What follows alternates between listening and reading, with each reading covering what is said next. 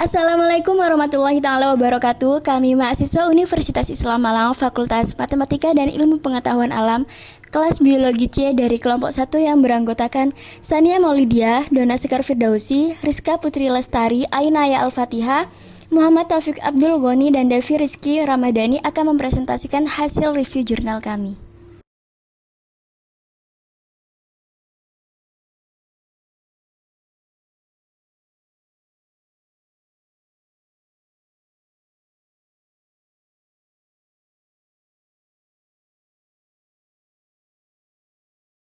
Presentator pertama yaitu saya sendiri, Sania Maulidia, dengan NPM 21801061100 mereview jurnal MIPA Unstrat online. Tujuan dari penelitian ini ialah untuk mengkaji distribusi dan diversitas serangga tanah di Gunung Tumpa, Sulawesi Utara. Yang berjudul Distribusi dan Diversitas Serangga Tanah di Taman Hutan Raya Gunung Tumpa, Sulawesi Utara merupakan jenis dari serangga yang ditulis seluruh atau sebagian hidupnya berada di tanah. Serangga tanah berperan penting dalam ekosistem, yaitu membantu proses pelapukan bahan organik dan keberadaan serta aktivitasnya berpengaruh positif terhadap sifat kimia fisik tanah. Penelitian ini dilakukan pada bulan November hingga Desember 2016 di kawasan Taman Hutan Raya Gunung Tumpa, Sulawesi Utara. Lokasi pengambilan sampel dibagi menjadi 3 habitat, yaitu hutan primer, hutan sekunder, dan lahan perkebunan. Identifikasi serangga dilakukan di Laboratorium Ekologi dan Konservasi Jurusan Biologi Fakultas Matematika dan Ilmu Pengetahuan Alam Universitas Sam Ratulangi Manado. Jenis metode penelitian yang dipergunakan ialah metode kualitatif dengan pengambilan sampel menggunakan perangkap sumuran atau pitfall trap untuk menjebak serangga yang bergerak di permukaan tanah. Hasilnya yaitu ditemukan serangga tanah sebanyak 10 ordo, 23 famili, 28 genus, 33 morfospesies, dan 21.100 individu. Ordo Hymenoptera didominasi oleh famili Formicidae. Pola distribusi serangga tanah di Gunung Tumpa berkelompok. Indeks diversitas spesies di Gunung Tumpa tergolong sedang, yaitu H sama dengan 2,62. Kelimpahan spesies dan indeks diversitas spesies serangga tanah tertinggi ditemukan pada hutan primer, sedangkan yang terendah pada lahan perkebunan dan hutan sekunder. Kelebihan dari penelitian ini adalah penjelasannya dengan pendekatan kualitatif akan tetapi mempergunakan analisis penelitian kuantitatif, sehingga data-data yang dipergunakan secara sekilas mampu menunjukkan korelasi yang sepadan dengan masalah yang dibahas.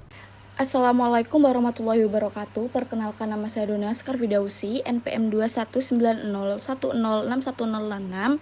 Di sini saya akan mempresentasikan jurnal yang saya review, yaitu dengan judul Kajian Variasi Sekuens Interspesies dengan Filogenik Kelelawar Pteropus sp menggunakan gen COI. Nah, dilakukan penelitian ini yaitu dengan tujuan menyelamatkan populasi kelelawar yang menurun disebabkan oleh habitat yang tidak mendukung perdagangan bahkan pemburuan yang tinggi di sekitar masyarakat dengan cara mengkonservasi keragaman genetik. Nah, populasi kelelawar di Sulawesi Utara semakin menurun yang disebabkan berbanyak faktor seperti habitat yang tidak mendukung perdagangan dan pemburuan liar oleh masyarakat untuk dikonsumsi. Tingkat konsumsi daging kelelawar di Sulawesi tergolong tinggi sehingga dahulu sering dijumpai Pteropus sp diperjualbelikan di beberapa pasar tradisional yang ada di Sulawesi Utara. Konsumsi yang berlebihan tanpa dilakukan pengembangbiakan mengakibatkan keberadaan Pteropus sp semakin hari semakin menurun. Hal itu berdampak pada penurunan kemampuan dalam berevolusi dan beradaptasi pada lingkungan yang berubah. Salah satu cara untuk mempertahankan keberadaan suatu populasi di alam yaitu dengan cara konservasi keragaman genetik. Menurut Hart dan Clark, keragaman genetik merupakan suatu variasi di dalam populasi yang terjadi akibat adanya keragaman di antara individu yang menjadi anggota populasi. Genetik dapat dijadikan kunci konservasi karena berperan penting dalam mempertahankan populasi dan pemulihan dari kerusakan. Keragaman genetik menjadi salah satu faktor yang dapat menentukan keberhasilan dalam konservasi populasi, sehingga konservasi keragaman genetik dapat dilakukan untuk mencegah kepunahan Pteropus sp yang lebih cepat. adanya keragaman genetik, maka dapat dilihat hubungan antara Pteropus sp terhadap kerabat terdekatnya dengan konstruksi pohon filogeni. Penelitian ini dilakukan di Laboratorium Bioteknologi jurusan Biologi, Fakultas Matematika dan Ilmu Pengetahuan Alam, Universitas Samratulangi. Pengambilan sayap dilakukan pada 3 sampel sayap kelelawar Pteropus sp yang diberi nama EMH1, EMH2, dan EMH3. Proses ekstraksi DNA dilakukan dengan menggunakan genomic DNA minikit atau GeneAid sesuai dengan instruksi yang terlampir pada kit. Primer gen COI yang digunakan adalah FF2D sampai FR1D. Nah, menemukan hasil yaitu sequence gen COI sampel Pteropus sp EMH1, EMH2, dan EMH3 menunjukkan adanya variasi intraspesies yang ditunjukkan dengan adanya perbedaan 5 pasang basa nukleotida pada urutan sequence sampel dengan jarak genetik 0,006. Sampel yang diteliti merupakan kelelawar dari genus Pteropus sp tetapi belum dapat dipastikan spesiesnya karena ketika pohon filogeni dikonstruksikan membentuk satu kelas tersendiri. Terima kasih. Assalamualaikum warahmatullahi wabarakatuh. Saya Rizka Putri Lestari akan mempresentasikan review jurnal yang berjudul Keanekaragaman Jenis Reptil Ordo Squamata di Kawasan Hutan Lindung Gunung Semahung, Desa Sebatih, Kecamatan Sengah Temelak, Kabupaten Landak. Penelitian tersebut bertujuan untuk mengetahui jenis reptil dari Ordo Squamata yang ada di kawasan hutan lindung Gunung Semahung. Penelitian tersebut dilakukan di kawasan hutan lindung Gunung Semahung, Desa Sebatih, Kecamatan Sengah Temelak, Kabupaten Landak, Kalimantan Barat. Karena kawasan tersebut sebagai salah satu kawasan konservasi di Kalimantan Barat yang memiliki peranan sangat penting dalam upaya perlindungan dan pelestarian satwa liar. Reptil adalah salah satu fauna yang banyak terdapat di wilayah Kalimantan Barat. Penelitian dimulai tanggal 12 Februari sampai 1 Maret 2014 dan metode yang digunakan adalah Visual Encounter Survey atau survei penjumpaan visual. Metode tersebut juga dikombinasikan dengan metode jalur atau transect sampling. Penelitian yang didapatkan adalah kelimpahan jenis reptil Ordo Squamata yang tertinggi adalah jenis Eutropis rudis sebesar 37%. Kemudian kelimpahan urutan kedua adalah Tropidoporus becari dengan nilai presentasi 22%. Dan kelimpahan relatif ketiga Cnemaspis kendali dengan nilai sebesar 8,4%. Lalu kelimpahan paling rendah adalah jenis Apterigodon vittatum, Poxopyris nigrillabris, dan Xenotropis trianguligerus dengan presentasi masing-masing sebesar 1,1%. Sedangkan kelimpahan relatif Ordo Squamata yang memiliki nilai tertinggi adalah dari famili Scienidae, yaitu dengan nilai 29%. Kelimpahan relatif kedua dari famili Geckonidae dan Agamidae sebesar 21%. Kelimpahan relatif ketiga dari famili Colubridae sebesar 14%. Dan kelimpahan keempat yang merupakan kelimpahan relatif terendah yaitu famili Cerotalidae dan Eubleparidae masing-masing sebesar 7,1%. Demikian presentasi dari saya. Apabila ada kurang lebihnya mohon maaf. Terima kasih. Wassalamualaikum warahmatullahi wabarakatuh. Perkenalkan, nama saya Muhammad Taufik Abdul Ghani dari kelas Biologi 19C, mata kuliah Taksonomi Vertebrata. NPM saya 21901061077. Di sini saya akan mereview jurnal dengan judul Spesies Dichlorosidae amfibia pada zona pemanfaatan TNKS di wilayah Solok Selatan. Jurnal Biosonseta volume 2 halaman 1-11. Jurnal tahun 2016 dengan penulis Melianiwati. Tujuan dari penelitian ini adalah mencari jenis-jenis katak dari familia Dichlorosidae yang ada di kawasan Solok Selatan. Latar belakang, amfibi merupakan hewan yang hidup di dua habitat, yaitu di air dan di daratan. Ketika masih kecil dan masih berudu, hidup di dalam air dan bernafas menggunakan insang.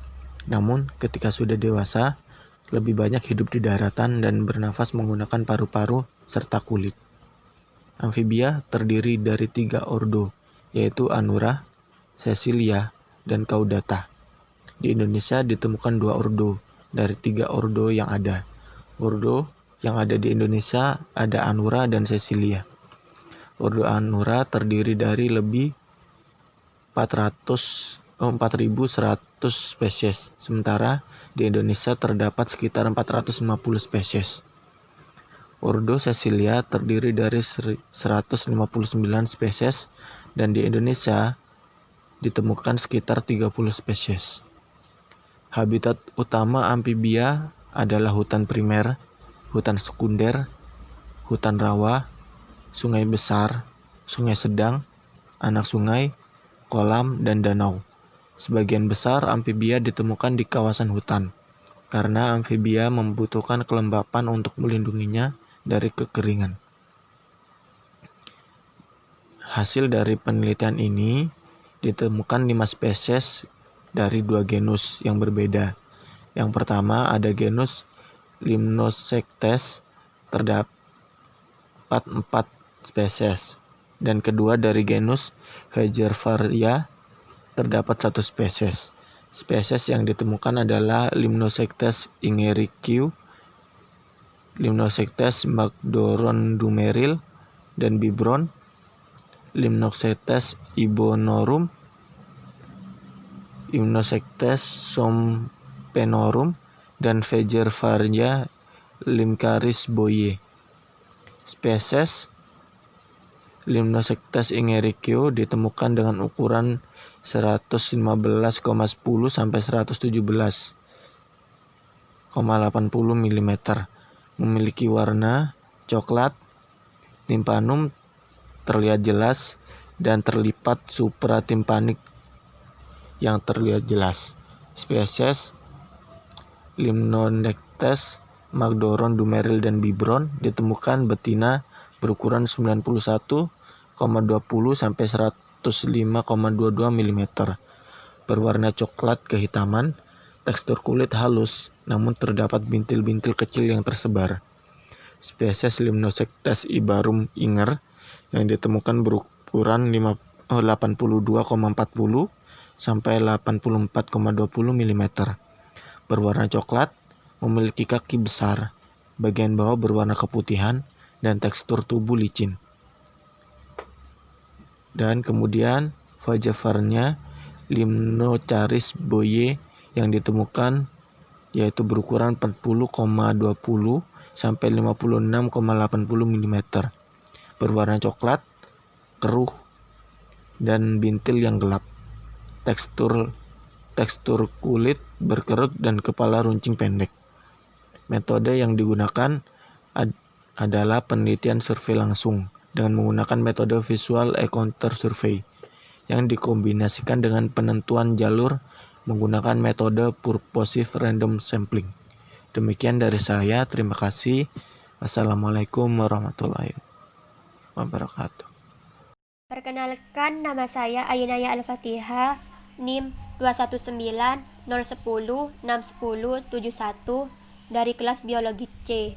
Sini saya ingin mempresentasikan hasil review jurnal dengan nama jurnal Klorofil volume 1 nomor 2 tahun 2018 78 sampai 82 dengan judul jurnal Pengaruh Jenis Makanan Pur, Biji-bijian, Serangga terhadap perkembangan bobot tubuh burung perkutut atau Geophilia striata.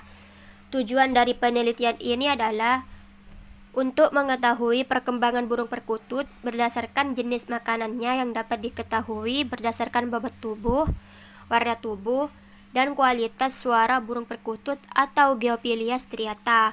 Objek penelitian ini adalah burung perkutut atau Geophilia striata. Penelitian ini dilaksanakan di kampus Fakultas Sains dan Teknologi UINSU Medan. Penelitian ini dilaksanakan pada bulan Januari sampai Maret tahun 2017.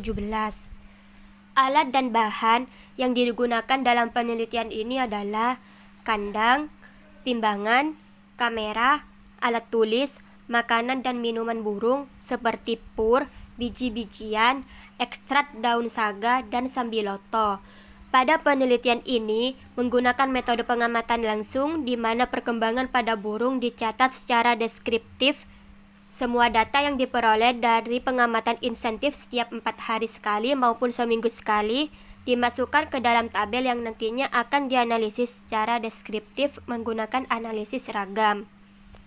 Untuk mendapatkan nilai yang valid, pengamatan dilakukan sebanyak 5 kali pengulangan. Adapun gambaran dari penelitian ini adalah perkutut adalah salah satu burung pemakan biji-bijian yang mempunyai kemampuan dan kelebihan dibandingkan dengan burung lainnya. Menurut Juraid 2007, cara pemberian pakan yang disukai dan mengandung nilai yang cukup bagi burung perkutut merupakan salah satu cara dalam pemeliharaan burung. Jika terjadi penurunan nilai gizi perkutut, maka akan mengakibatkan penurunan daya tahan tubuh sehingga mudah terserang penyakit. Ekstrak daun dapat meningkatkan daya tahan tubuh sehingga dapat memberikan respon terhadap tingkat konsumsi pakan yang berimplikasi terhadap peningkatan kandungan seng dan hormon testosteron dalam plasma darah yang akhirnya dapat mempengaruhi penampilan durasi suara burung perkutut. Hasil dari penelitian ini adalah jenis makanan pada pur memiliki kadar yang lebih tinggi dari yang lainnya, yaitu dengan kadar gross energinya sebesar 3.540 kalori per gram, dan yang paling rendah dimiliki oleh ekstrak daun pada daun saga dan sambiloto yaitu sebesar 3.180 kalori per gram. Sedangkan pada kadar lemak kasarnya terdapat pada pur yang memiliki kandungan yang paling tinggi yaitu sebesar 1,51%, biji-bijian sebesar 1,44%, dan ekstrak daun yang mempunyai nilai yang paling rendah yaitu sebesar 1,39%. Kandungan protein kasar pada pur memiliki nilai yang paling tinggi yaitu sebesar 9,75%, biji-bijian sebesar 9,15%, dan ekstrak daun dengan kandungan protein kasar paling rendah yaitu sebesar 7,56%. Sumber energi yang paling tinggi dimiliki oleh pur yaitu dengan kadar gross energinya sebesar 3.180 kalori per gram, kadar protein kasarnya sebesar 9,75%, dan juga kandungan lemak kasarnya sebesar 1,51%. Hal ini menunjukkan terdapat pengaruh perlakuan dengan memakan pur, biji-bijian, dan ekstrak daun terhadap rataan perkembangan bobot tubuh dan kualitas suara dari burung perkutut.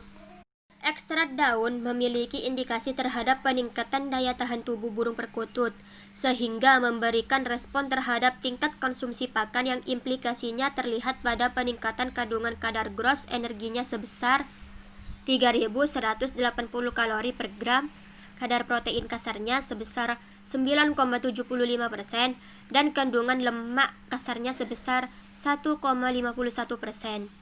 Dalam plasma darah yang berpengaruh pada durasi suara dan bobot tubuh burung perkutut atau Geophilia striata. Namun, tidak ada perubahan warna pada burung perkutut di mana warnanya tetap sama yaitu berwarna coklat abu-abu. Assalamualaikum warahmatullahi wabarakatuh.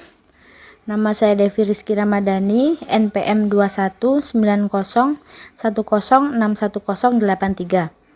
Saya akan mempresentasikan sebuah jurnal dengan judul Karakteristik dan Perilaku Merpati Tinggi Lokal Jantan dan Betina.